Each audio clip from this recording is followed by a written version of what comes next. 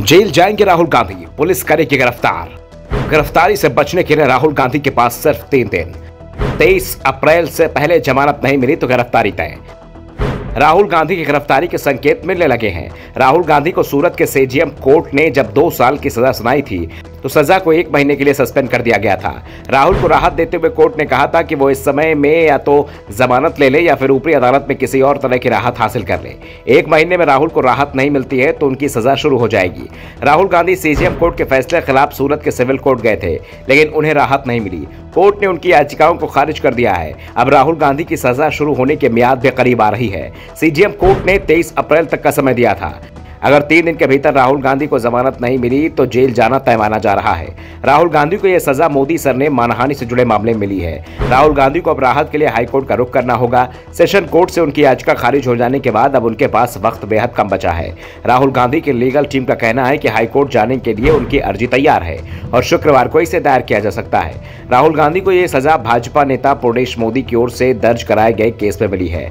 2019 के लोकसभा चुनाव के दौरान राहुल गांधी ने कर्नाटक में भाषण देते हुए मोदी सरनेम को लेकर विवादित बात कही थी। उन्होंने ललित मोदी, नीरव मोदी आदि का नाम लेते हुए पूछा था कि इन सभी चोरों का सरनेम मोदी ही क्यों है। पुर्णेश ने इसे सभी मोदी का अपमान बताते हुए कोर्ट में याचिका दायर की थी। सबसे बड़ा सवाल यह है कि अगर राहुल गांधी को हाईकोर्ट और सुप्रीम कोर्ट से भी राहत नहीं मिलती है तो फिर राहुल गांधी के लिए चुनाव लड़ना तो दूर, लोकसभा चुनाव में पार्टी का चुनाव प्रचार करना भी मुश्किल हो जाएगा, क्योंकि यह तय माना जा रहा है कि कांग्रेस राहुल गांधी को मिली सजा के खिलाफ हाईकोर्ट में अपील करेगी और कोर्ट से इस मामले की सुनवाई जल्द करने की अपील भी की जाएगी। ऐसे में संभावना इसी बात की है कि राहुल गांधी को राहत नहीं मिली तो पहले हाई कोर्ट और फिर सुप्रीम कोर्ट में मामला इसी साल समाप्त हो जाएगा।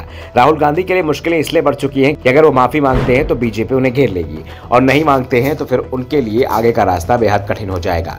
इस बीच इस बात के भी संकेत मिल रहे हैं कि कांग्रेस की लीगल टीम सबसे पहले राहुल गांधी की जमानत याचिका दायर करने की तैयारी कर रही है और इसे कुछ ही घंटों में दायर कर भी दिया जाएगा। कोशिश है कि किसी तरह पहले राहुल गांधी को जमानत मिल जाए जिससे उनकी गिरफ्तारी की संभावना को पहले समाप्त किया जा सके।